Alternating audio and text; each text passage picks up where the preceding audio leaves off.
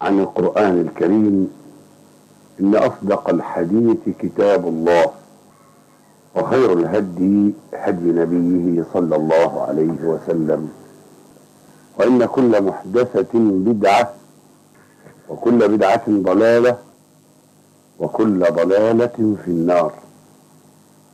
حقا ما قاله رسول الله صلى الله عليه وسلم، وصدقا، لأنه صلى الله عليه وسلم ما ينطق عن الهوى، فإن أصدق الحديث كتاب الله.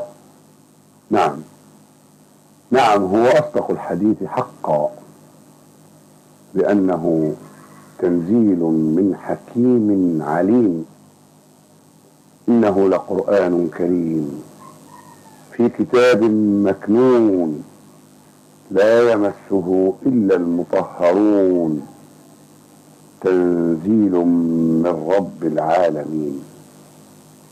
فالقرآن جمع فأوعى، ولم يترك شيئا إلا وتحدث عنه، ففيه كل شيء وهو كل شيء، فإنه الدستور الذي لا يأتيه الباطل من بين يديه ولا من خلفه.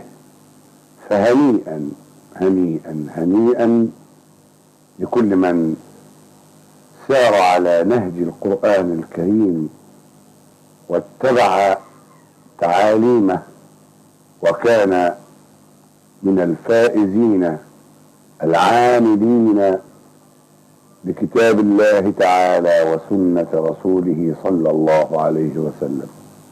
أسأل الله تعالى أن يمن علينا بالقرآن، وأن يجعلنا من العاملين بالقرآن. وفقنا الله جميعا إلى ما يحبه ويرضاه. والسلام عليكم ورحمة الله وبركاته. الفقير إلى الله الراجي رحمة ربه، محمد عمران.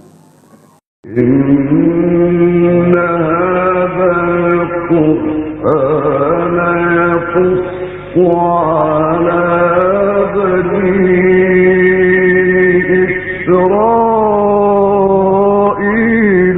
أكثر الذي هم فيه يختلفون.